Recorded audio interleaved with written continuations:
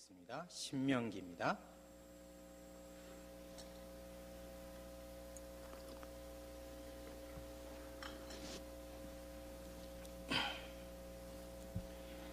신명기 4장 1절에서 8절을 함께 교독하겠습니다.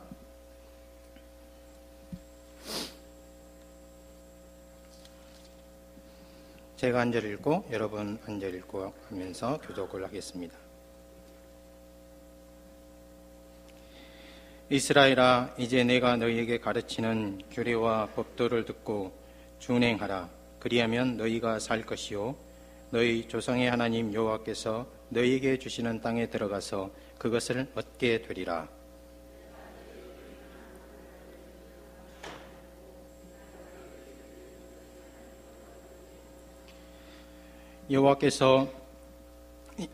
여호와께서 바알 부올의 일로 말미암아 행하신 바를 너희가 눈으로 보았거니와 바알 부올을 따른 모든 사람을 너희 하나님 여호와께서 너희 가운데서 멸망시키셨으되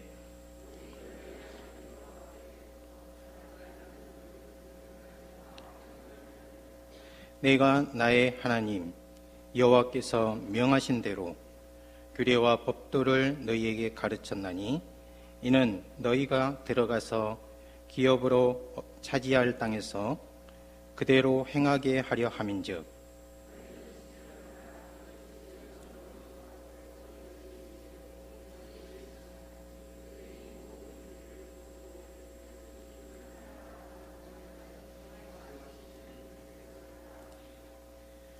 우리 하나님 여호와께서 우리가 그에게 기도할 때마다 우리에게 가까이 하심같이 그 신이 가까이함을 얻은 큰 나라가 어디 있느냐? 오늘 내가 너희에게 선포하는 이 법도와 같이 그 규례와 법도가 정의로운 큰 나라가 어디 있느냐? 아멘. 오늘 말씀 4절에 보면 오직 너희의 하나님 여호와께부터 떠나지 않은 너희는 오늘까지 다 어떻게 했다고 그럽니까? 생존하였느니라.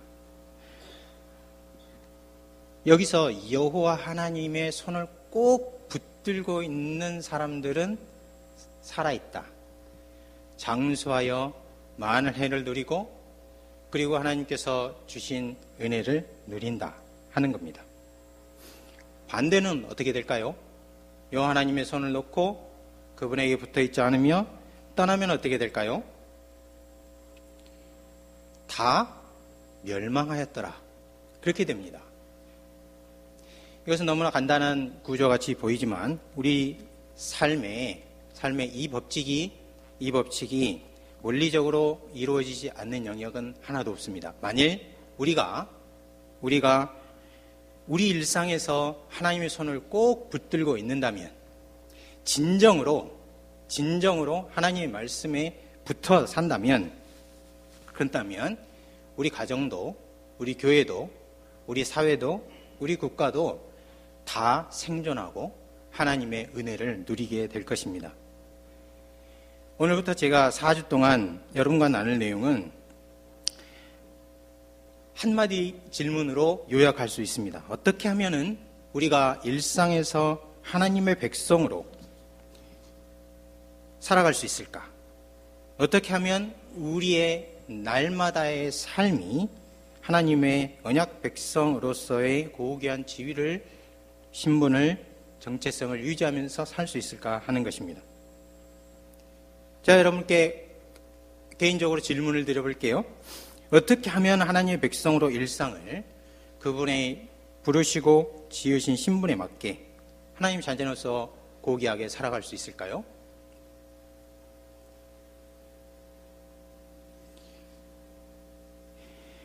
제가 이렇게 질문하면 너무나 신기하게도 항상 반응이 똑같습니다. 아무 대답을 하지 않아요. 학교에서도 그러고요, 교회에서도 그러고요, 집에서도 마찬가지입니다. 아무 대답이 없어요. 그래서 항상 제가 대답을 가지고 다녀요. 제가 대답을 해볼게요. 이제는 우리가 나서야 합니다. 이제는 가장이 나서야 하고, 이제는 어머니가 나서야 하고, 우리 가정이 나서야 합니다. 그러면 자연스럽게 질문이 또 생깁니다. 그럼 어떻게 나서면 될까요? 어떻게 나서야 하는가요? 예. 제가 방금 말씀드린 것처럼 가장, 어머니, 그리고 가족 모두가 매일매일 하나님의 말씀과 고전을 읽고 하나님의 말씀과 고전 안에 있는 가치들을 생각하고 자기 신의 삶에 현재화시키며 실천해 나감으로써 이 일이 가능합니다. 이 일의 시작은 무엇일까요? 그거 보세요. 대답 안 하시죠? 성경과 고전을 읽는 것입니다. 읽는 데부터 시작해요. 그럼 성경과 고전, 제가 이제 마지막으로 질문을 드려볼게요. 그러면 성경과 고전만 읽으면 다 됩니까? 다 됩니다. 성경과 고전만 읽으면 제가 여러분께 약속드리는 것이 아니고 하나님께서 약속을 하셨어요. 다 됩니다. 안 되는 것 없고, 그리고 여러분 가정에, 교회에, 사회에 여러 문제들 해결할 수 있는 사람들이 길러집니다. 성경과 고전만 읽으면 다 됩니까? 다 됩니다. 안 읽으면 어떻게 됩니까? 안 읽으면 하나님의 손을 놓게 되고 하나님이 거기에 안 계시게 되고 그리고 하나님께서 거기 계시지 않으므로 우리 모두는 항상 공허한 삶을 살게 될 거예요. 성경과 고전만 읽으면 다 됩니다. 매일 가장이 주도하에서 하나님의 말씀을 읽으면 하나님이 여러분과 여러분의 가정 그리고 교회와 함께 할 겁니다. 그래서 우리의 신앙적인 일상이 회복될 거예요. 그러나 이것은 우리의 신앙적 일상 회복에 그치지 않아요. 성경과 고전은 인류가 추구할 영원한 가치들, 영구한 가치들을 담고 있습니다.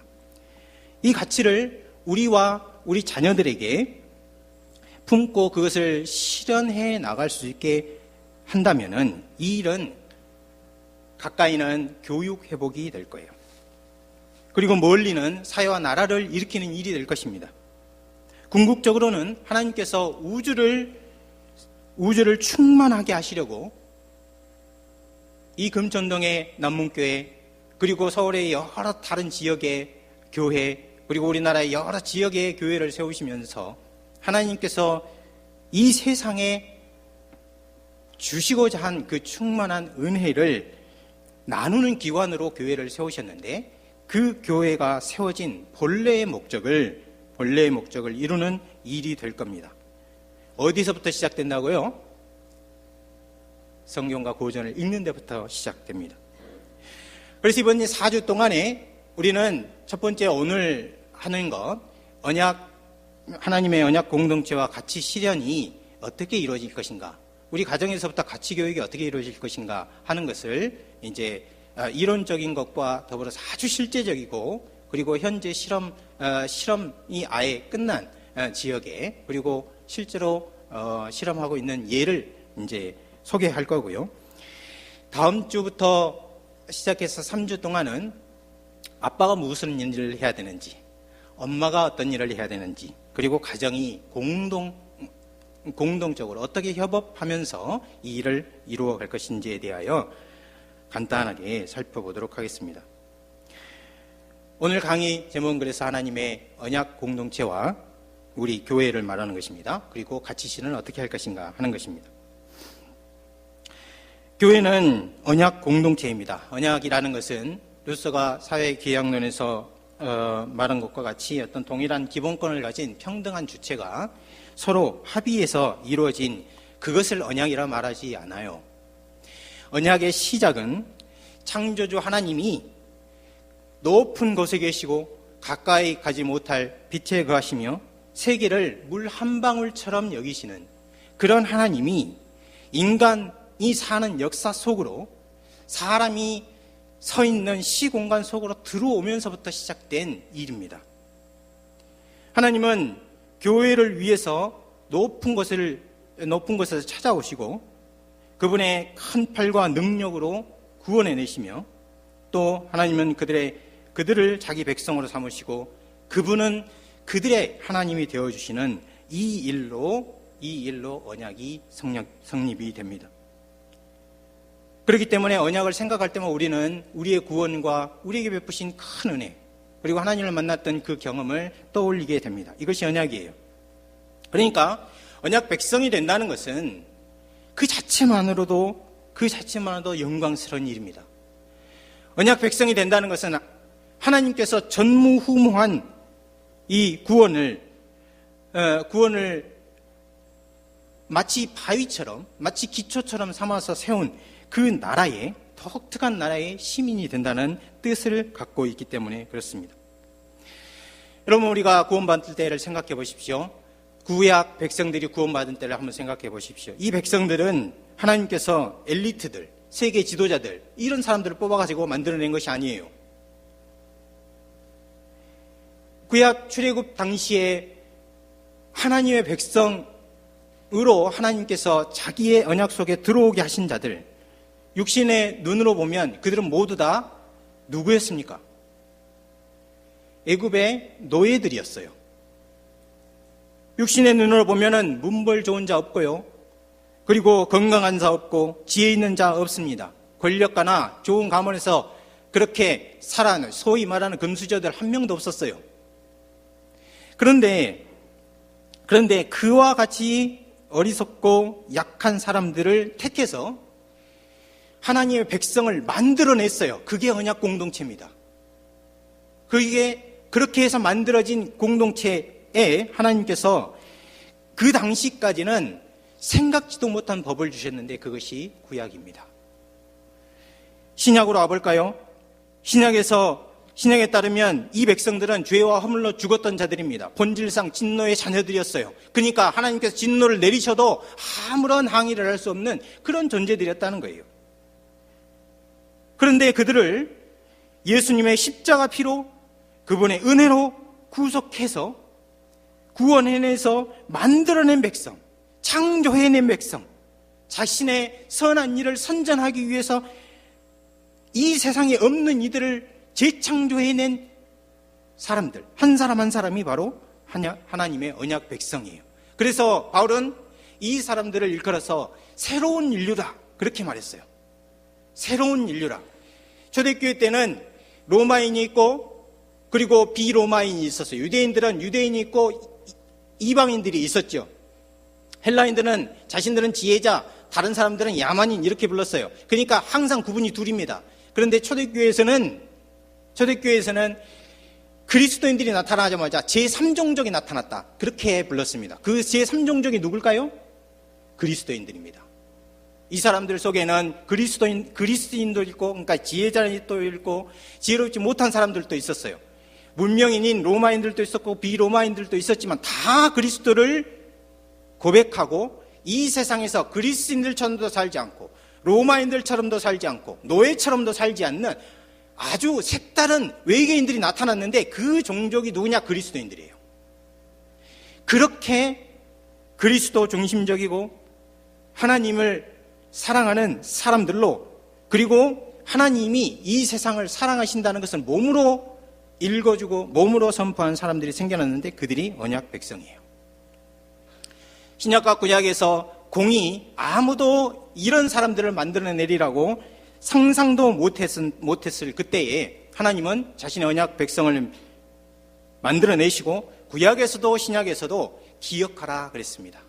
기억하라 했어요.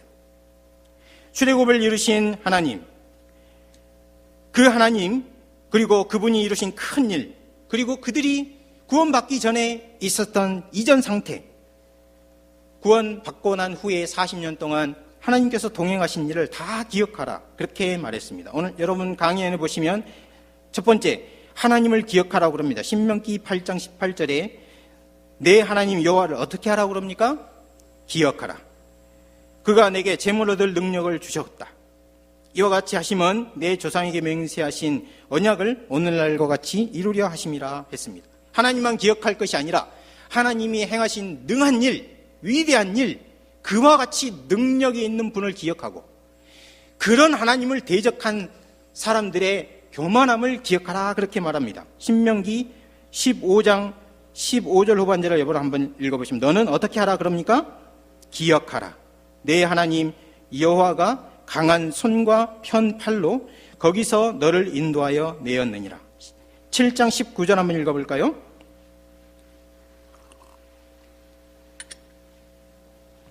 7장 19절 내 하나님 시작. 내가 본 큰 시험과 이적과 기사와 강한 손과 편팔을 기억하라. 신명기 15장 15절을 또 같이 읽습니다. 너는 애굽 땅에서 종 되었던 것과 내 하나님 여호와께서 너를 속량하셨음을 기억하라. 25장 17절은 그 반대 대적자를 기억하라는 것인데요. 한번 같이 읽어보겠습니다. 시작. 너희는 애굽에서 나오는 길에 아말렉이 내게 행한 일을 기억하라. 하나님을 기억하라.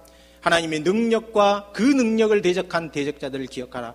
그뿐만 아니라 이전 상태를 기억하라 그럽니다. 신명기 15장 15절 초반절에 너는 기억하라. 내가 어디 땅에서 무엇이 되었다 그렇게 말합니까?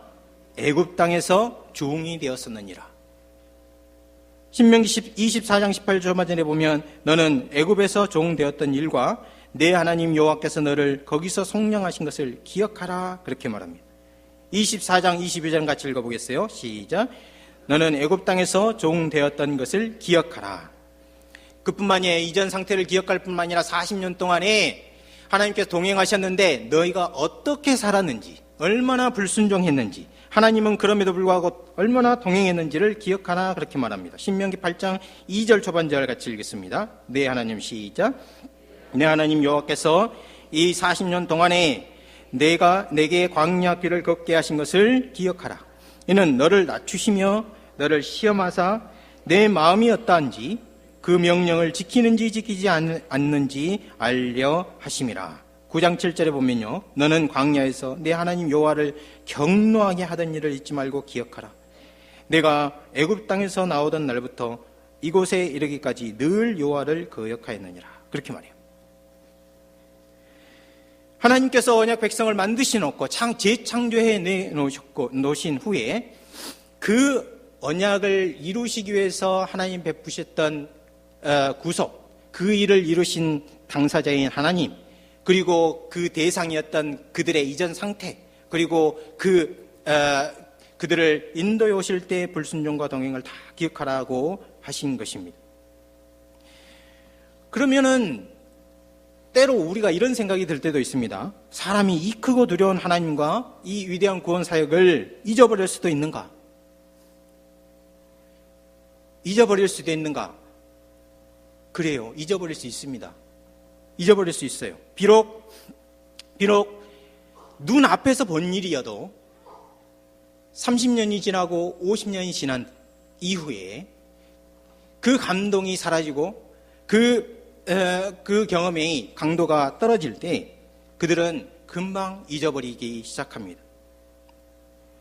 이것은요, 옛날 사람들이 지금과 같은 영상시대나 즉흥적인 SNS 시대와는 다르고, 또 귀에, 그 옛날 사람들은 귀에 말을 저장하거든요.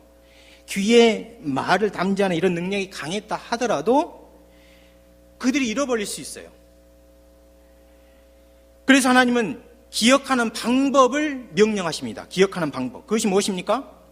기념물을 세우는 거예요. 기념물을. 여호수아 4장 3절부터 6절, 이제 우리가 좀 긴데요. 같이 한번 읽어보겠습니다. 그들이 누구냐면요, 이스라엘 각 지파에서 택한 12명이에요. 그들에게 명령하여 이르기를, 뭘 하라고 그럽니까? 요단 가운데, 시작. 요단 가운데 제사장들의 발이 굳게 선 그곳에서 돌 12를 택하여 그것을 가져다가 오늘 밤 너희가 유숙할 그곳에 두게 하라 하는지라. 여호수아가 이스라엘 자손 중에서 각 지파에게 한 사람씩 준비한 그 12사람을 불러 그들에게 이르되 요단 가운데로 들어가 너희 하나님 여호와 궤 앞에 가서 이스라엘 자손의 각 지파 수대로 각기 돌 한 개씩 가져다가 어깨에 매라. 이것이 너희에게 무엇이 되리라? 너희 중에 표징이 되리라. 왜 그렇게 했습니까? 여호수아 4장 그 뒷부분에 나와요. 후일에 너희 자손들이 물어 이르되 이 돌이 무슨 뜻이냐? 이렇게 물으면요, 설명을 해줘야 됩니다. 어떤 설명을 하면 그들에게 이르기를, 이거 보세요. 여호수아도 대답을 가지고 다녀요. 무슨 뜻이냐? 7절에 보면 그들에게 이르기를 요단물이 여호와의 교회 언약궤 앞에서 끊어졌나니. 지금 요단물이 흐르고 있어요? 안 흐르고 있어요? 흐르고 있습니다. 아무 일 없어요. 그러니까 그 상태로 50년이 지나고 그 상태로 100년이 지나면 이 물이 끊어졌는지 안 끊어졌는지 기억하는 사람이 있겠어요? 없겠어요? 없습니다. 그러나 기념물을 세워놨는데 왜 이렇게 이상한 기념물을 여기다가 세워놨는가 하면 질문이 생기고, 그 질문이 있을 때 그 이야기를, 요단강이 끊어졌던 이야기를 계속해 주라는 것입니다. 이 돌들이 이스라엘 자손에게 영원한 기념이 되게 하라 하니라. 그러니까요, 하나님께서 잊어버리지 않을 장치를 마련하시고 요단강이 갈라진 것을 경험한 적이 없는 그 세대에도 그들의 부모와 조상들과 같이 하나님의 일을 현재화시킬 수 있도록 한 거예요. 30년 전에, 50년 전에, 아니 몇 세대 전에 있었던 그 엄청난 구원의 일이 오늘 이 자리에 있던 것과 같은 역할을 할 수 있도록 해놓은 것, 그것이 기념물이에요. 그러니까 무슨 말입니까? 하나님은 항상 역사를 단순 사건으로 만들지 않고 살아있는 역사로 만들어놨어요. 살아있는 역사로 만들어서 그 역사에 직접 참여하지 않은 사람도 다 그 역사를 공감하고 같이 공유할 수 있도록 그렇게 만들어놨습니다. 그것이 우리에게는 무엇일까요? 우리에게 언약 백성이 되는 모든 사람에게 역사책을 한 권 주는데 그 책이 바로 우리가 손에 들고 있는 성경책이에요. 이것이 하나님께서 천지를 창조하셨고 애굽에 노예된 사람들을 구원해 주셨고 십자가에서 예수님이 못 박혀서 자기 백성의 죄를 다 담당하셨고, 그리고 몇십 년 전에, 몇 년 전에 내 아버지를 구원했던 그 역사를 담고 있는 책이다 하고 창세부터 지금까지 역사를 우리에게 선물로 주셨는데 그 책이 바로 성경책인 거예요. 언제나 살아있는 역사로, 언제나 살아서 말씀하는 역사로 만들어 놓으신 것, 그것이 하나님이 역사를 다루시는 방법입니다. 신약에 와서 이 두 가지 일이, 그러니까 기억하게 하는 일, 그리고 잊어버릴 수 있는 그 일을 다시 기념물을 세워서 기념물을 만든 이 일이 예수님의 십자가하고 그리고 성만찬 제전에서 하나가 돼요. 예수님은 새로운 출애굽에 해당하는 자신의 십자가 사역을 기억하라 그렇게 말합니다. 기억하라 할 뿐만 아니라 이것을요, 교회 항구적인 예수님이 오실 때까지 기념물로 제정을 해놓으셨어요. 그 내용이 누가복음과 고린도전서에 나옵니다. 누가복음 22장 19절에 이렇게 말합니다. 또 떡을 가져 감사 기도하시고 떼어 그들에게 주시며 이르시되 이것은 너희를 위하여 주는 내 몸이라. 너희가 이것을 행하여 나를 어떻게 하라? 기념하라. 고린도전서 11장 23절 25절에 보면 내가 너희에게 준 것은 주께 받은 것이니 곧 예수께서 잡히시던 밤에 떡을 가지사 축사하시고 떼어 이르시되 이것은 너희를 위하는 내 몸이니 이것을 향하여 나를 어떻게 하라? 기념하라. 19회 또한 그와 같이 잔을 가지시고 이르시되 이 잔은 내 피로 세운 새 언약이니 이것을 행하여 마실 때마다 나를 어떻게 하라? 기념하라 하셨느니라. 언약 백성을 만드신 후에 하나님께서는 갖가지 방법을 다 동원해서 기억하도록 하셨습니다. 이렇게 하신 이유는 언약 공동체가 하나님의 백성으로서 시대를 넘어 존속하고 하나님의 이름을 드러내는 활동을 하며 이웃과 나라를 봉사하는 이 일을 하기 위해서는 언약이 전수되어야 되기 때문에 그렇습니다. 언약이 어떻게 돼야 된다고요? 전수돼야 돼요. 할아버지로부터 아버지께로, 아버지께로부터 아들에게로, 아들에게서 손자에게로, 손자에서 그 다음 세대로 전수가 되어야 되는, 전수가. 십자가 일은 두 번 반복되지 않는 단회적인 사건이에요. 출애굽도 마찬가지입니다. 하나님께서 한 번 역사를 만드실 때는 종말론적으로 만드셨어요. 그래서 그 모든 역사가 이전 시대에서 다음 세대로 전수가 되어야 됩니다. 그런데요, 구약에서 이 언약 전수의 책임을 맡은 그룹은 4그룹입니다. 이것은 제가 저희 학교 총장님인 정장균 교수님과 함께 대화하다가 얻은 얻은 가르침을 조금 조직화해서 여러분께 말씀드리는 겁니다. 이 자리를 빌어서 우리 총장님께 감사 말씀드려요. 언약 전수자가 4그룹이에요, 구약에서. 4그룹인데 여러분 핸드아웃 보시는 것처럼 제사장들의 제의적이고 상징적인 직무예요. 그리고 선지자들이 말로 선포하는 거, 구두 선포입니다. 세 번째는 지혜자들을 통한 언약 백성들의 일상제도. 그러니까 언약 백성들이 일상에서 어떻게 하면 하나님의 말씀대로, 하나님의 언약대로, 하나님의 언약 백성답게 살아갈 수 있는지를 세세하게 그 일상을 지도해 가는 것입니다. 그리고 4번째가 무엇이냐면 가정들의 이야기예요. 이야기. 이 4가지 한번 해볼까요? 첫 번째 뭔가요? 제사장들의 직무, 상징적인 직무죠. 제의적이고. 두 번째는요, 선지자들의 구두 선포. 세 번째는 지혜자들의 일상지도, 언약 백성들을 일상적으로 지도해 주는 것. 그 다음에 4번째는요, 가장들의 이야기예요. 이야기라는 게 무엇인지 아시죠? 너희 하나님이 내가 15살에 어느 날 잠자고 있는데 급히 깨우더니 쓴 쑥과 어린 양을 먹으라고 했다.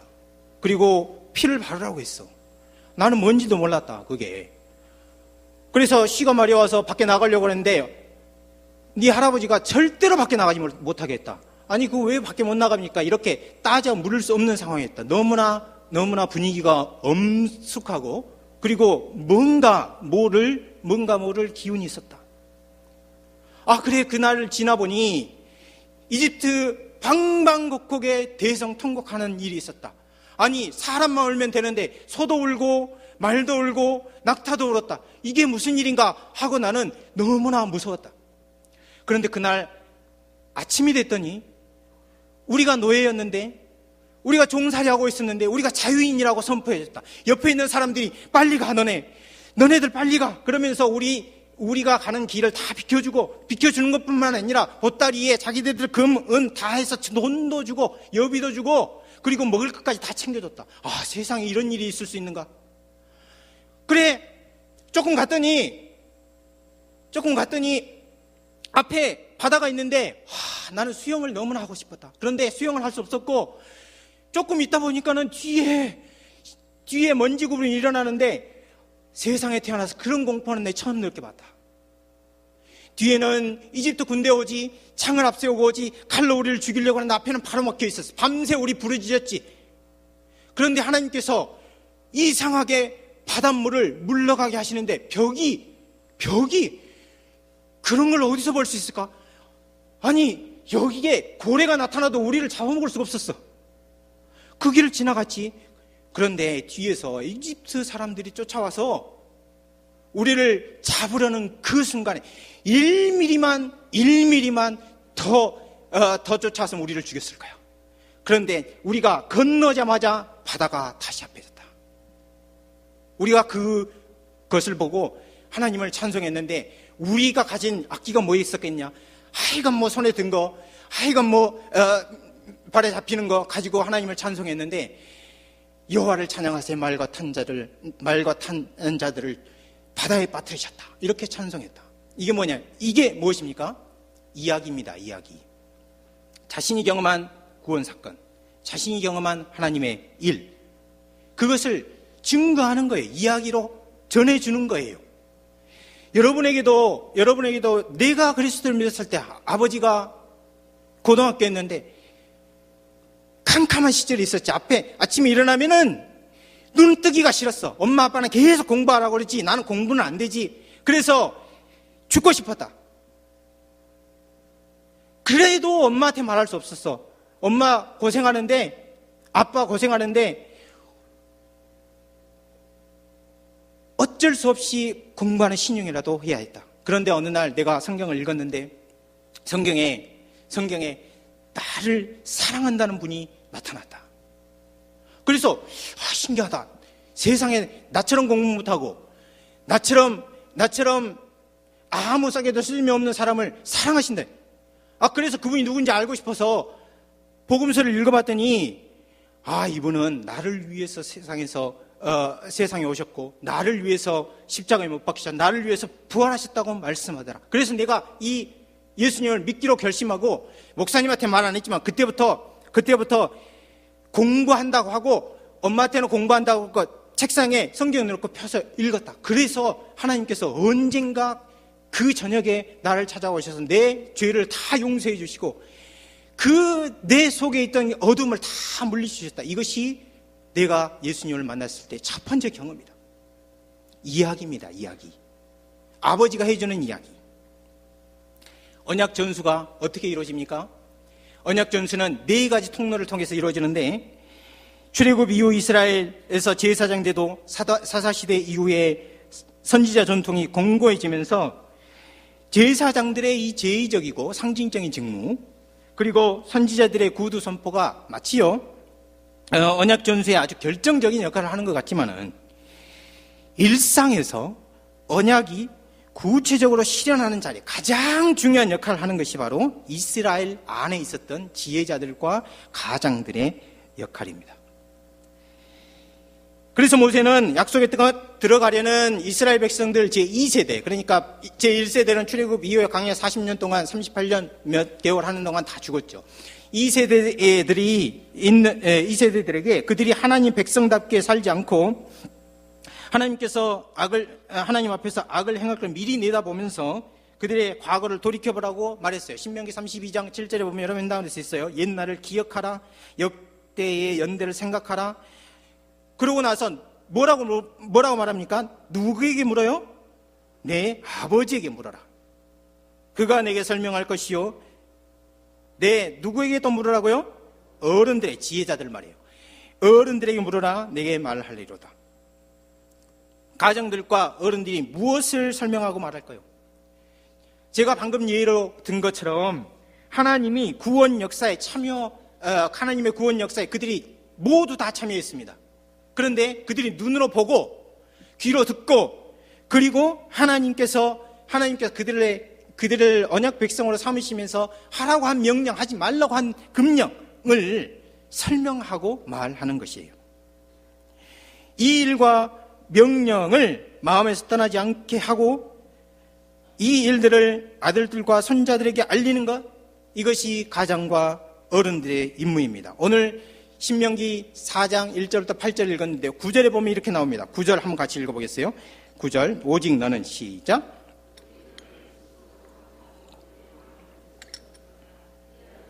내가 생존하는 날 동안에 그 일들이 내 마음에서 떠나지 않도록 조심하라. 너는 그 일들을 누구요? 내 아들들과 내 손자들에게 알게 하라. 이 일을 잊어버리지 말라고 그랬어요. 여러분들, 우리가 십자가 구속을 받은 일은요, 천지개벽할 일입니다. 실제로 우리가 출애굽만 이렇게 드라마틱하고 역사적으로 전무후무한 일로 생각하는 십자가, 여러분 전해보세요. 한 사람이 적어도 500번을 들어야 구원을 회심을 한대요. 전무후무한 일이 여러분들이 일어났고 지금 여러분들 마음 가운데 가지고 있는 일은 보통 일이 아닌 거예요. 그런데 그 일을 잊어버리지 말라 그랬어요. 그러면서 너만 잊어버릴 것이 아니라 가장들을 말하는 거예요. 누구요? 아들들, 그 아들들의 아들들, 손자들이죠. 손자들에게 알게 하라. 그렇게 말합니다. 기회를 얻든지 못 얻든지 마음에 새기고 집에서든지 밖에서든지 다양한 상황에서 자녀들에게 하나님 말씀을 풀어줘야 한다. 풀어서 말해줘야 한다 하는 거예요. 신명기 6장 6절 7절에 보면 이렇게 되어 있습니다. 오늘 내가 내게 명하는 이 말씀을 너는 마음에 새기고 누구에게 부지런히 가르치며 내 자녀에게 부지런히 가르치며 집에 앉았을 때든지 길을 갈 때든지 누워 있을 때든지 일어날 때든지 이 말씀을 어떻게 하라? 강론할지니라. 그러니까 본문을 따르면 너라고 말하는 이들, 그러니까 1차적으로 광야 제2세대인 거죠. 언약을 증거하는 임무를 받았어요. 그러나 더 좁게 보았을 때 이들은 다시 말해서 잊어버리지 않아야 하고, 그리고 아들과 손자들에게 말해줘야 될 그 1차적인 대상은 가정의 가장들을 가리킵니다. 하나님께서는 이들에게 하나님을 만났던 일, 그들 속에서 행하신 하나님에 대해서 그 세대와 다음 세대에 전수하는 그 고귀한 책임을 부여하신 것입니다.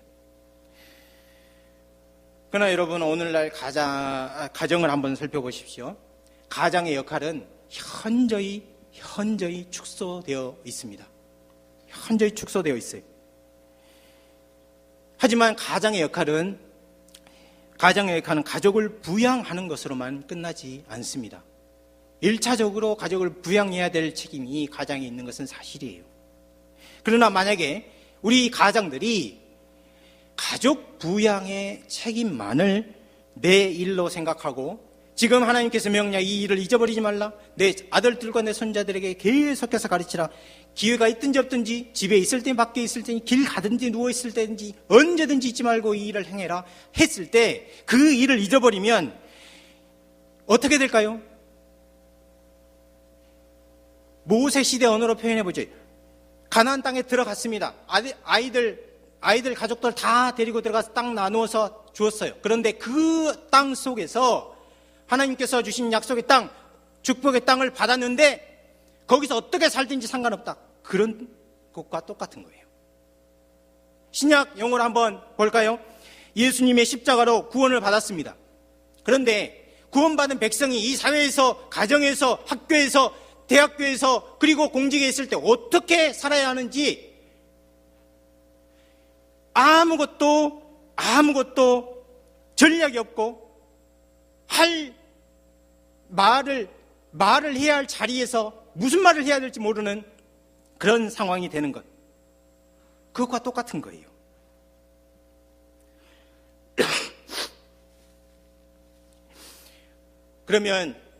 그러면 이 일을 누가 할 것입니까? 이미 제가 여러 번 죄송합니다. 힌트를 많이 줬는데도 대답이 없어요. 그래서 제가 또 대답할 거예요. 그 일을 누가 합니까? 가장이 합니다. 그러면 당연히 질문이 생겨요, 다시. 그러면 교회는 무엇 합니까?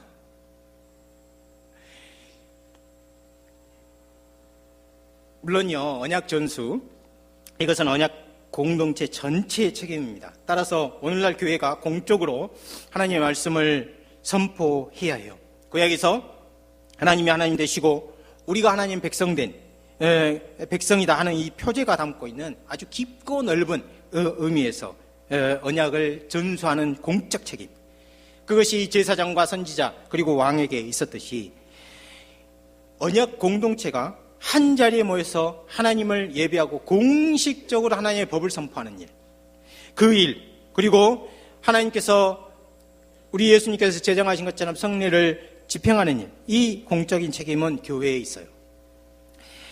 그렇지만 이 선포된 하나님의 법을 일상에서 전수하는 일은 가장이 해야 할 일이에요. 가장이 책임지고 가족과 함께 하나님의 말씀을 읽고, 그리고 오늘 생명과 일, 땀과 보람을 주신 하나님께 감사하고, 그리고 기도하는 이 일상을 창조해 나가야 돼요. 만들어 나가야 합니다. 그러면 세 번째 달라고, 언약 공동체와 성경이 같이 실현 부분인데 세 번째 달라고로 가서, 그러면 무엇으로 이 언약 백성의 일상을 회복시킬까요? 성경과 고전으로 합니다. 성경은 고전 중에 고전이에요. 고전, 그러니까 너무나 낡은 말이에요. 제가 여러 번 그리고 여러 말을 이제 찾아봤는데 아직까지 좋은 말을 못 찾았어요. 큰 책이라고 할까? 아니면 위대한 책이라고 할까? 아니면 오래 사는 책이라고 할까? 뭐 여러 가지 해봤는데요. 일단은 고전을 하겠습니다. 성경은 고전 중에 고전이. 성경은 단순한 책이 아닙니다. 헤르만 바빙크는 이렇게 말했어요. 하나님의 아들 성자가 인간의 몸을 입고 이 땅에 오신 것, 이것을 무엇이라고 그럽니까? 성육신이라고 그래요. 신학 용어로 성육신이라고 그래요. 그런데 이 성육신에 하나님의 말씀을 빗댔어요. 보이지 않는 하나님의 말씀이, 들을 수 없는 하나님의 말씀이, 이해할 수 없는 하나님의 말씀이, 우리가 어떤 식으로도 감각할 수 없고 접근할 수 없는 그 말씀이 약하디 약한 인간의 언어로 기록이 돼서 우리 손앞에 주어져 있는 것, 이것이 하나님의 말씀이다, 그렇게 말했어요. 성자 하나님이, 하나님의 아들이신 그분이 육신을 입고 이 땅에 오신 일에 대해서 우리가 감동을 받아요. 그런데 하나님의 보이지 않고 접근할 수 없고 그리고 우리가 손으로 만질 수 없는 그 하나님의 말씀이 우리가 읽고 듣고 이해할 수 있는 인간 언어로 왔다는 사실에 대해서 우린 별로 생각을 많이 못 해봤습니다. 하나님의 말씀은 어떤 말씀? 하나님의 말씀은 너무나 큰 거예요. 너무나 커서 한순간에 접근할 수 없는 겁니다. 그래서 여러 다양한 형식으로 주어졌어요. 역사적인 방식, 법 방식, 이야기 방식, 편지 형식을 통해서 인간이 접근할 수 있는 다양한 채널을 통해서 우리가 하나님의 뜻을 알 수 있도록 그렇게 해준 것이 하나님의 말씀인 거죠. 성경은 고전 중에 고전입니다. 그래서 성경은 이 세상에 고전이 줄 수 있는 것보다 훨씬 많은 것을 줍니다. 성경은 읽는 사람에게 하나님만 주실 수 있는 것을 약속해버려요. 성경을 읽는 사람에게 어떻게 되느냐? 구원과 복을 선포합니다. 디모데전서 3장 15절 같이 한번 읽어볼까요? 내가 어려서부터 성경을 알았느니 성경은 능히 너로 하여금 그리스도 예수 안에 무엇에 이르는 지혜가 있게 만들어요? 구원에 이르는 지혜가 있게 한다. 세상 어떤 것이 사람에게 구원에 이르게 할 수 있단 말입니다. 그러나 성경은 그걸 약속해요. 그뿐만이 아니라 계시록 1장 13절에 보면은 성경이 약속하는 모든 성경이 약속하는 모든 혜택을 하나님의 말씀을 읽는 사람에게, 듣는 사람에게, 지키는 사람에게 약속을 합니다. 어떻게 약속합니까? 이 예언의 말씀을 같이 읽어보겠어요. 시작. 이 예언의 말씀을 읽는 자와 듣는 자들과 그 가운데 기록된 것을 지키는 자들이 무엇이 있다? 복이 있다. 그렇게 말해요. 그뿐만이 아닙니다. 하나님의 말씀은 하나님만이 해줄 수 있는 구원과 복을 약속하는 것뿐만이 아니에요.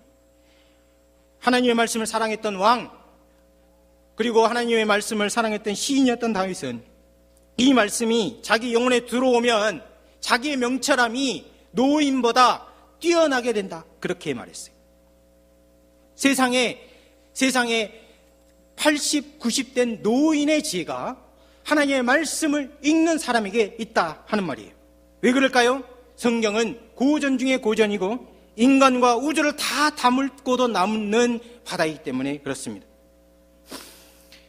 하나님만이 해줄 수 있는 복을 선포하고 하나님만이 해줄 수 있는 약속을 할 수 있고 그리고 인간사 어떤 누구도 따라올 수 없는 탁월한 지혜를 준다. 그뿐만이 아닙니다. 성경은 자신을 사랑하는 사람을 알아봐요.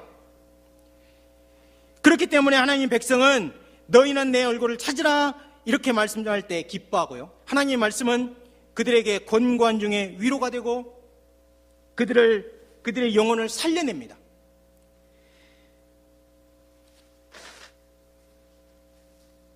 그러나 하나님의 말씀을 버리면 어떻게 될까요? 하나님의 말씀을 떠나면 어떻게 될까요? 하나님은 가정이든 교회든 그곳에서 떠납니다. 여러분 이 말씀을 잘 기억하십시오. 하나님은 존재론적으로는 어디에나 계셔요. 존재론적으로는 하나님께서 계시지 않는 것이 없고 그리고 관여하지 않는 것이 없어요. 그래서 하나님께서 구약에서 이렇게 말합니다. 나는 먼데 하나님이기도 하고 가까운데 하나님이기도 하다. 사람이 아무리 숨겨 은밀한 곳에 있어도 하나님 다 보고 계시고 아무리 멀리 있는 것처럼 희미하게 우리가 본다 하더라도 하나님은 그것을 바로 앞에 있는 것처럼 선명하게 보고 계셔요. 하나님이 존재론적으로 어디에나 계셔요. 그러나 하나님의 말씀이 없는 곳에서는 하나님의 은혜의 혜택이 하나님이 계셔야만 있을 수 있는 평화와 의가 없습니다. 에스겔 8장 6절을 한번 볼까요? 에스겔 8장 6절은 이스라엘 백성들이 이스라엘 하나님을 떠나서 하나님의 말씀을 떠나서 우상을 숭배하고 있을 때 그때 한 말입니다. 에스겔 8장 6절 한번 같이 읽어볼까요? 시작. 또 내게 이르시되 인자야 이스라엘 족속이 행하는 일을 보느냐. 그들이 여기서 크게 가증한 일을 행하여 나로 내 성소를 멀리 떠나게 하네. 거기까지요. 여기서 하나님이 어디에나 계시지만 지금 어디를 떠난다고 그럽니까? 하나님이 계신 곳이 어디예요? 성소지요. 그런데 하나님이 어떻게 하신다고 그래요? 떠나요.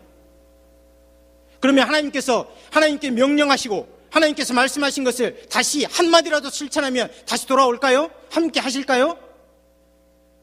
실제로 그렇게 합니다. 하박국 2장 4절을 보겠어요. 하박국 2장 4절. 죄송합니다. 학개 2장 4절입니다. 학개 2장 4절. 지금 이스라엘 이 포로에서 돌아왔는데 성전이 없습니다. 그래서 하나님의 언약과 그리고 예배를 회복시키기 위해서 너희는 산에 가서 나무를 해다가 성소를 지으라. 그 말 한마디 실천한 거예요. 이제 터 닦았어요. 그런데 2장 4절 이렇게 말해요. 2장 4절 찾으셨어요? 같이 읽어봅니다. 2장 4절. 학개 2장 4절. 시작.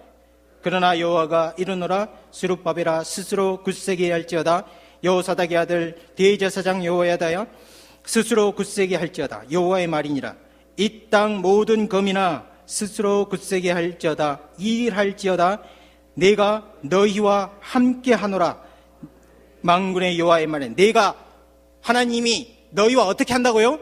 함께 하노라. 하나님의 말씀 한마디 실천했는데 그것도 다 완성도 하지 않았는데 하나님은 어떻게 하셔요? 떠나갔던 그곳에 다시 오셔서 함께 하신다는 거예요.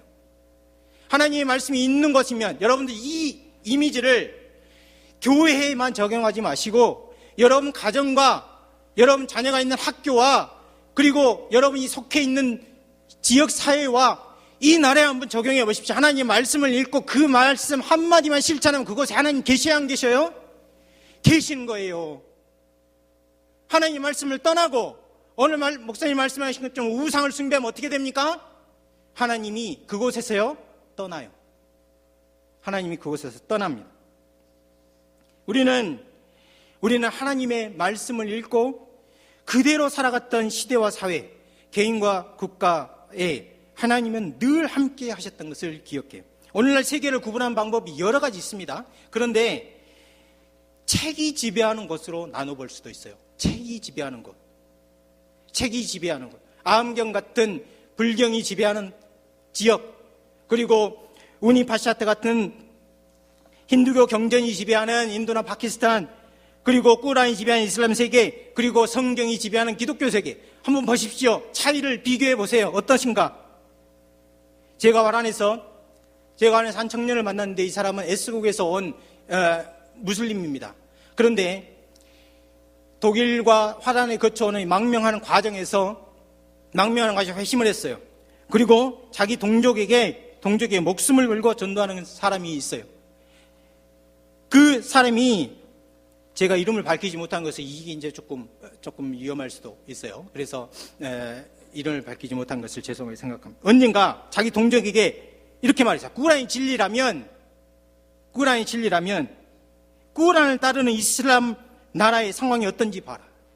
저 테러와 피 그리고 불안과 가난이 도대체 어디서 온 것이냐. 만일 꾸란이 진리라고 한다면 너희가 그것에 대한 책임을 져야 한다.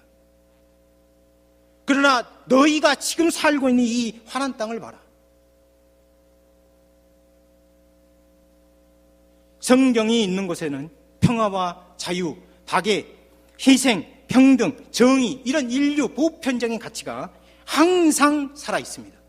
그것을 항상 추구하는 사람이 있어요. 그리고 그 사람이 설사 테러를 당해 죽는다 하더라도 그것을 이어서 계속해서 추구해가는 사람들이 있습니다. 왜 그럴까요? 그것이 사람에게서 나온 것이 아니기 때문에 그래요. 그 가치들이 사실은 하나님으로부터 나온 것이기 때문에 그렇습니다. 무엇으로 하나님의 백성으로서의 고귀한 삶을 회복합니까? 성경과 고전으로 합니다. 동서양 고전은 성령께서 인간 안에서 행하시고 활동하시고 일하신 결과물이 축적이 된 것이에요.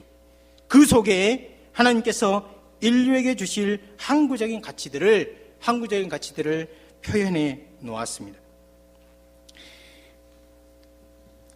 그러면 성경과 고전의 여러 다양한 가치, 항구적인 가치를 전수하기 위해서는 어떻게 해야 할까요?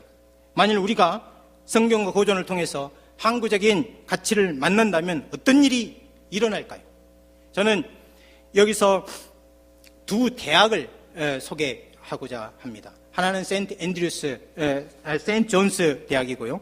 또 하나는 시카고 대학이에요. 세인트 존스 대학은 1696년에 설립됐고 1784년에 대학인가 났습니다. 미국에 있는 400명 대학 정원이 400명밖에 안 되는 조그만 칼리지인데요. 이 대학은 1937년부터 소위 말하는 고전 프로그램, 위대한 책 프로그램을 커리큘럼으로 도입을 했어요. 그러니까 그 대학에 들어가면 4년 동안 아무것도 하지 않아요. 고전을 100권 읽고 나와요. 그게 전부입니다.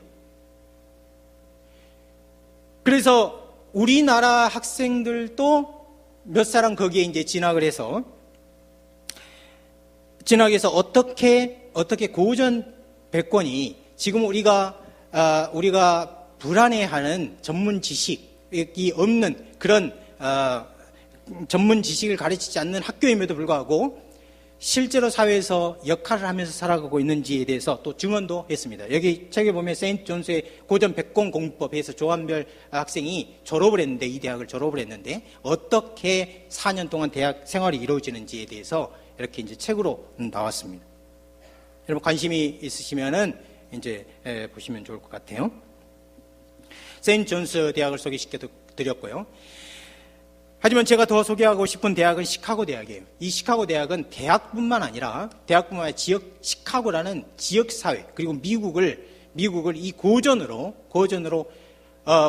선도해 가는 곳입니다.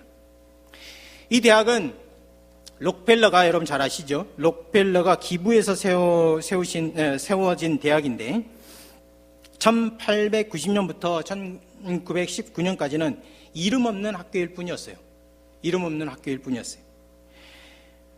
왜 1929년이냐? 1929년에 로버트 허친스라는 사람이 이 대학 총장이 되면서 변화가 시작됩니다.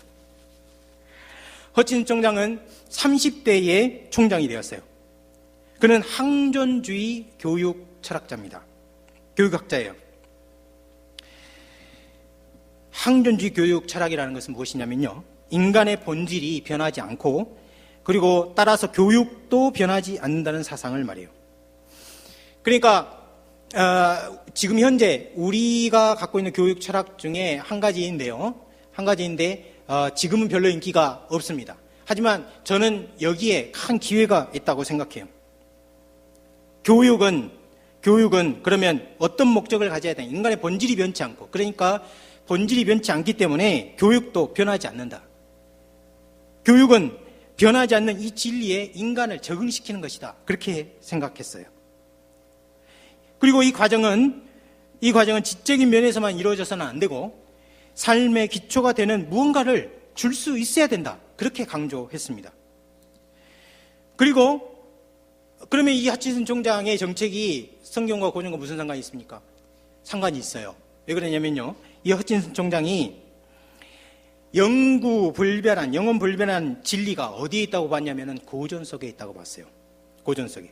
그래서 그가 총장이 된 이후 시카고 대학에 입학하는 학생이면 누구든지 4년 동안 고전 100권을 읽어야만 졸업할 수 있어요. 전공이 기계든 전자든 경영이든 철학이든 상관없이 학교에서 정해놓은 100권을 읽지 못하면 졸업이 되지 않도록 그렇게 만들었어요. 고전을 읽으면서 수천의 인생을 만나고, 그리고 거기에서 시대와 공간을 초월해서 불변한 진리를 발견하고, 그리고 진리 탐구에 필요한 역할 모델, 그러니까 내가 이런 사람이 되고 싶은데 내가 평화를 위해서 일하고 싶은데 어떤 사람이 먼저 그 길을 살아봤고 어떤 어려움을 겪었고 내 나이 때는 무슨 일에 힘썼는가, 그것을 계속해서 탐구하도록 한 것입니다. 그래서 스스로 역할 모델을 발견하도록 그렇게 만들어졌어요. 그러니까 고전 100권을 읽으면서 이들은 이상 목적을 발견했어요. 실천적으로 어떻게 해야지 인생 계획을 스스로 세워나가기 시작했습니다. 어떻게 되었을까요?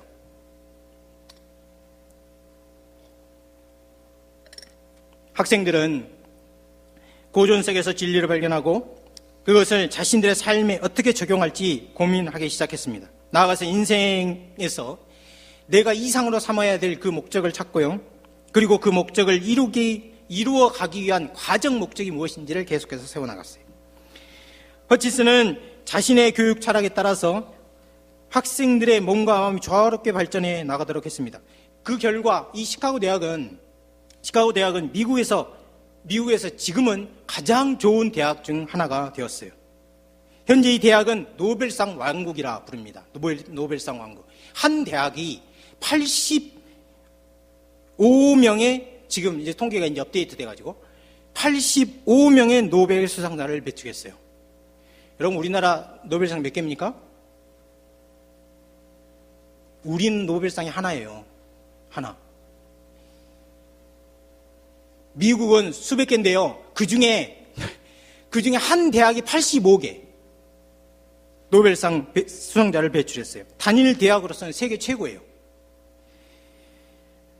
그런데 여러분, 지금부터가 중요합니다. 이런 성과는 머리 좋은 학생들이 그 대학에 들어갔기 때문이 아니에요. 이것이 중요해요. 머리 좋은 학생들은 어디로 갔을까요? 전부 동부 하버드나 예일이나 프린스턴으로 갔겠죠. 이 대학은 어떻게 보면 지력 부분에서는 그들보다 훨씬 떨어지는 학생들이 모인 곳이에요. 그런데 이 지력에서 떨어지는, 공부를 그렇게 잘하는 학생들이 아님에도 불구하고 인생의 가치를 만나야 할 순간에 딱 만나니까 그들 인생에서 없던 역량들이 발굴이 되기 시작하고, 그 발굴된 역량을 어떻게 해서 조직적으로 내 인생에서 펼쳐나갈까 계획을 세우니까 인생이 어떻게 됩니까? 유용한 인생이 돼요. 자기 주변만 그런 것이 아니라 온 인류에게 유용한 인생이 되었어요. 그래서 노벨상을 받게 된 거예요. 이런 점에서 시카고 대학은 우리의 모델이 될 수 있습니다. 이런 점에서 시카고 대학은 우리에게 많은 것을 시사해야 돼요. 여러분, 우리 자신을 돌아볼 때 우리 자녀들은 극소수를 제외하고는 죄송합니다만은 천재가 아니에요. 여러분, 학교에서 영재 소리 잠깐 듣는다, 그거 기분 좋아할 일이 아닙니다. 천재 눈에 드러나는 몇 사람이 있는데 그 아주 극소수예요. 천재가 아니에요. 또 우리 자녀들은 어떤 면에서 보면은 하버드나 예일의 그 지력 부분에 있어서는 60-70%밖에 안 되는 그런 시카고 대학 학생들과 아마 비슷한 처지일 수 있어요. 그러니까 지력으로는 해볼 수 없는 거예요. 여러분이 머리 좋은 사람들을 그 대학에서 천재 만나보면은요, 이게 못 따라갑니다. 못 따라가요. 그럼에도 불구하고요, 제가 이제부터 여러분에게 자신있게 말씀드리는 거예요. 이 시대는요, 앞으로는요, 지력만으로 평가하던 시대가 지나가고 있습니다. 지력만으로는 사람이 사회에서나 그리고 자기가 속한 조직에서 역량을 발휘할 수 없는 시대가 와요. 영재나 천재만이 인생을 행복하게 만들거나 또는 인류를 위해 공헌할 수 있는 것이 아니에요. 그러나 그런 처지에 있는 사람들이라도 성경과 고전에서 자신의 영구적인 이상 목적을 발견하고 자신의 역할 모델을 발견하고 영원 불변한 가치를 발견하고 그것을 발견한 가치를 위해서 꿈과 비전을 갖는다면은요, 그 사람은 우리나 우리 자녀들이나 지금부터 변화할 것입니다. 또 다른 중요한 점이 있어요. 시카고 대학하고 세인트 존스하고 다른 점이 무엇이냐면, 시카고 대학은 정규 과목은, 정규 강의와 수업은 그대로 진행해요. 그것대로. 그러면서 아까 말씀드린 고전 백권 운동은 또 따로 그대로 진행을 해요. 그 학교 들어가면 우리 대학생들 1, 2학년들처럼 살 수 있을까요? 숨도 못 쉽니다. 그 학교 들어가면, 그래서 공부 많이 시킨다고 해서 일부러 안 가는 사람도 있어요. 거기에 이제 합격해놓고도 안 가는 사람이 있어요. 제가 봤을 때는 젊은 사람이 너무 용기가 없어요. 제가 생각할 때는 지금 우리 대학교 1, 2학년 학생들은 제가 볼 때 정상적인 대학생이 아닙니다. 정상적인 대학생이 아니에요. 이런 점에 생각할 때 만일 우리가 시카고 대학의 모델을 우리 삶에 적용할 수만 있다면 인생을 낭비하지 않게 그렇게 만들어줄 수 있습니다. 중요한 시기에, 인생의 가장 중요한 시기에 시간을 낭비하지 않게 해줄 수 있어요. 통계적으로 봤을 때 시카고 대학에서 100권을 읽히는데요, 30권에서 50권을 읽고 나면 자기 인생의 방향이 딱 잡혀요. 그리고 나서 말해야 할 자리에서 할 말이 있는 사람이 된다고요. 이 사람들은 대통령하고 또는 어떤 경제부 장관하고 앞에 1대1로 말을 해도 할 말이 있는 사람들이 돼간다 하는 거예요.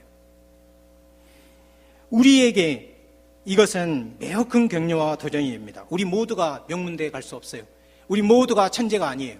우리 모두가 그저 보통 사람일 뿐이에요. 그러나 이 보통 사람들에게 건강한 시민으로, 나라와 교회를 위하는 사람으로 살아갈 수 있게 하는 방법은 얼마든지 있는 거예요. 우리가 그렇게 우리 자녀들을, 우리 자신이 그렇게 될 수 있고, 그리고 우리 자녀들을 그렇게 해줄 수 있는 거예요. 어떻게 해요? 성경과 고전을 어렸을 때부터 읽히면 되는 거예요. 시카고 대학에 보내서 한 일이나 우리가 가정에서 하는 일이 동일한 가치를 갖고 있는 거예요. 여기는 좀 나은 점이 있죠. 한글로 번역된 걸 준다. 영어로 하는 그 엄청난 어려움을 덜어줄 수 있다 하는 점까지 있죠. 네 번째예요. 그러면 실제적으로 이걸 어떻게 해야 할 수 있을 것인가 하는 점입니다. 어떻게 우리와 우리 자녀에게 성경 구절을 읽게 할 수 있을 것인가? 저는 여기서 화란개혁교회가 일반 성도들의 가정에서 이루어지는 매일매일의 식사 전통을 소개하고자 합니다. 화란개혁교회에는요, 아주 독특한 식사 전통이 있는데요. 제가 2008년부터 2010년까지 화란 깜번이라는 작은 도시에 가서 한 달 빠진 3년 동안 공부하고 생활하고 그곳에 있는 교회를 경험할 기회를 가졌습니다. 이들의 식사법은 이렇습니다. 여기 뒤에 사진을 갖고 왔는데 이분 집인데요. 핫댐이라는 곳에서 깜번에서 한 10분, 15분 정도 걸리는 거리에 곳에 있는 도시인데요. 지금 식사 준비를 하고 있어요. 다음 사진요. 저것이 이제 혼자 식사할 때도 그렇고, 그리고 손님이 왔을 때 하는 식탁입니다. 지금 보이지는 않지만 그 앞에 식탁에 있는 게 식사 전부예요. 저게 메인 요리거든요. 놀라시지 않는구나. 우리는 손님 초대하면 뭐 이렇게 반찬이 많은데 화나는요 서너 가지 뿐이 없어요. 그게 아주 고급스러운 이제 식사인 것이죠. 그 뒤에 보면 그 책상, 지금 제 할머니고요. 제 아내고, 그 뒤쪽에 보면 그 피아노처럼 생긴 그게 있는데, 이렇게 열면은 그 안에 여러 책들이 있습니다. 사진첩도 있고, 카드들도 있고, 그래요. 그 속에 비장의 무기가 숨겨져 있어요. 식사를 어떻게 하는가? 식사는 이렇습니다. 만약 식사가 이제 준비되면은 둘러 앉아요. 가장이 기도합니다. 가장이 없는 경우는 엄마가 이제 기도하겠죠. 가장이 기도하는데 항상 가장이 기도합니다. 항상 가장이 기도해요. 목사님이 손님으로 와도, 교수님이 와도, 어떤 사람이 와도 다 상관없이 가장이 기도해요. 그리고 전식이 나오는데요. 전식이 뭐냐면 대부분 간단한 스프입니다. 스프. 그 다음에 본식이 나오는데, 이때 아까 보셨던 것처럼 이제 감자나 고기 이렇게로 요리한, 직접 요리한 이런 요리가 나오고요. 본식을 마치면은 식탁에 있는 접시라든지 이런 것들을 다 이제 치워요. 그러고 나서 이제 후식을 먹는데, 후식은 우리 요구르트 같은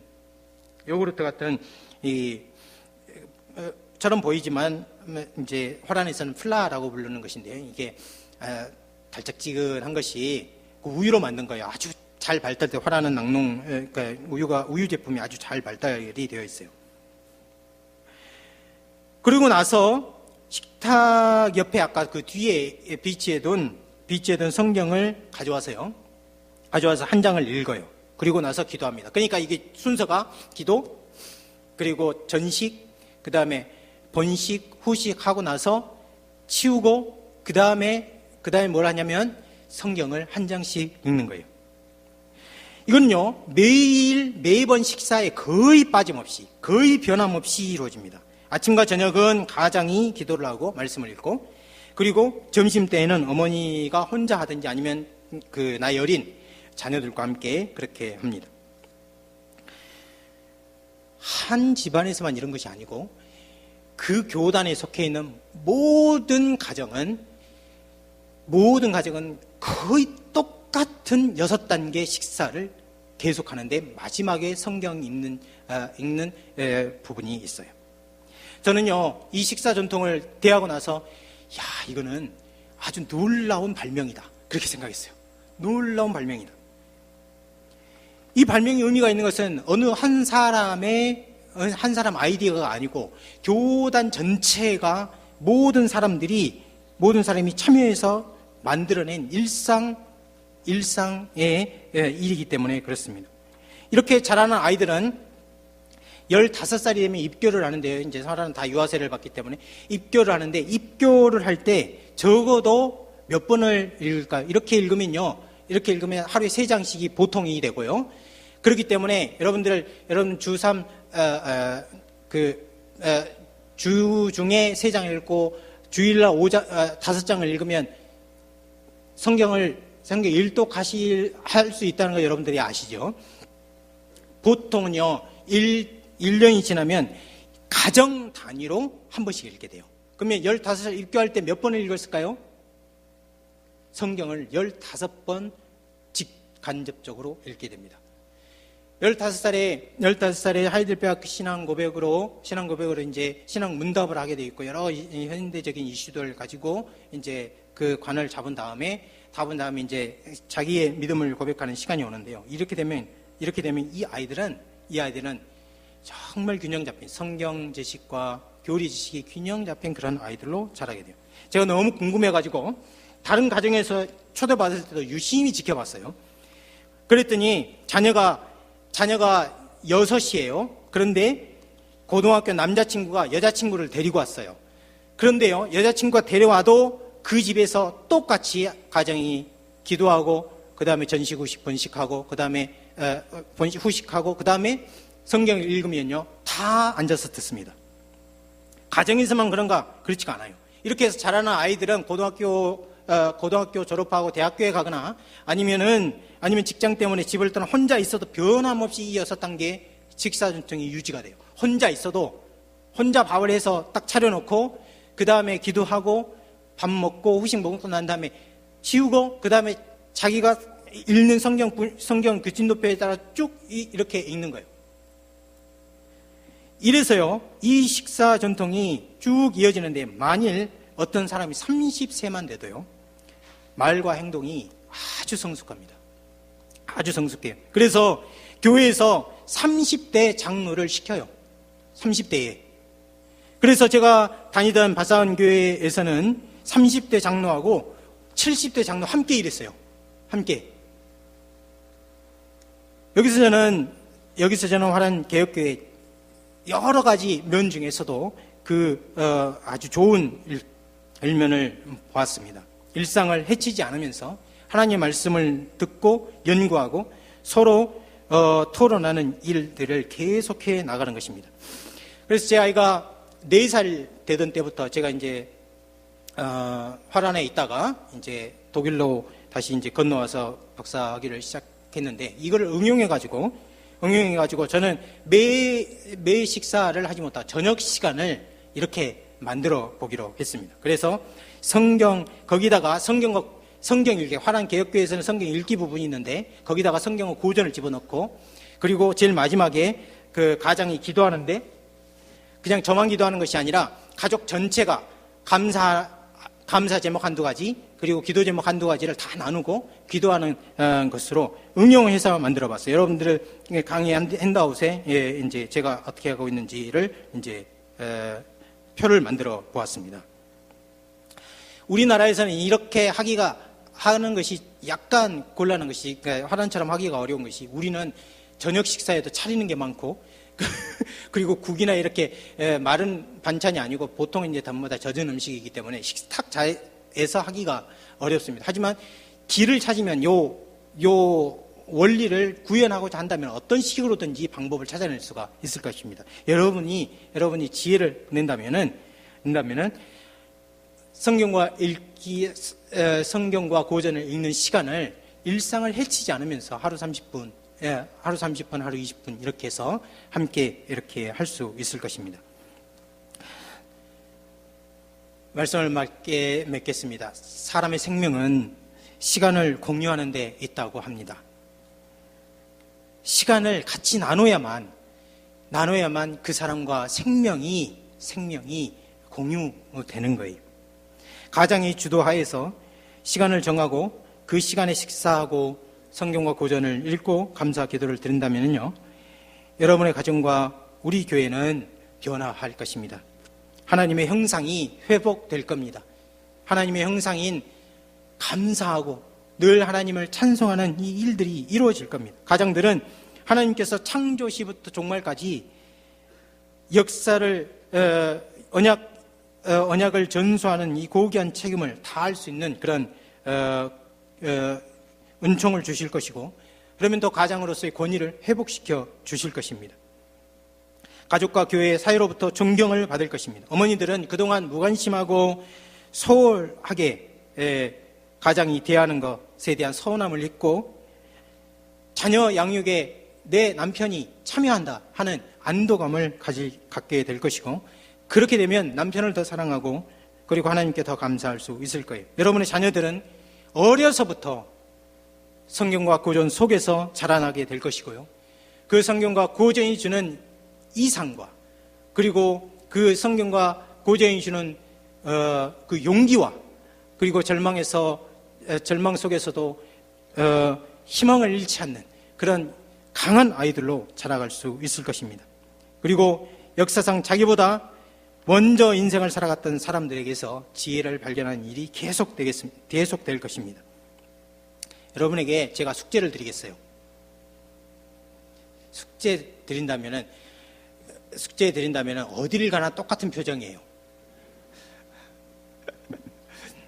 숙제는 무엇이냐면요, 각자 아침이든 저녁이든 시간을 정해서 일주일에 두 번만 가장이 요 가족 시간을 일단 첫 번째 마련하고 한번 해보는 거예요. 만약 가장이 출장 중이거나 피치 못할 사정이 있을 경우에는, 또는 믿지 않는 남편을 둔 경우에는 엄마가 자녀들과 같이 가족 회의를 해서 시간을 정하고 그리고 성경과 고전을 함께 읽고 감사와 기도를 한번 해 주십시오. 여러분 마음속에 지금 이런 질문이 드시죠? 성경과 고전만 읽으면 다 됩니까? 네, 다 됩니다. 다 됩니다. 성경을 읽는 자에게 구원에 이르게 하는 지혜를 주고요, 절망 속에서 소망과 용기, 강한 용기를 주고, 그리고 비할 수 없는 영적인 축복, 이 모두를 직접 약속하기 때문에 그렇습니다. 제가 잠깐 기도하고 제가 강의를 마쳤고요, 혹시나 질문이 있으신 분 질문을 받으면 좋겠는데, 질문을 몇 개 받고 그 다음에 마무리로 제가 이제 기도하겠습니다.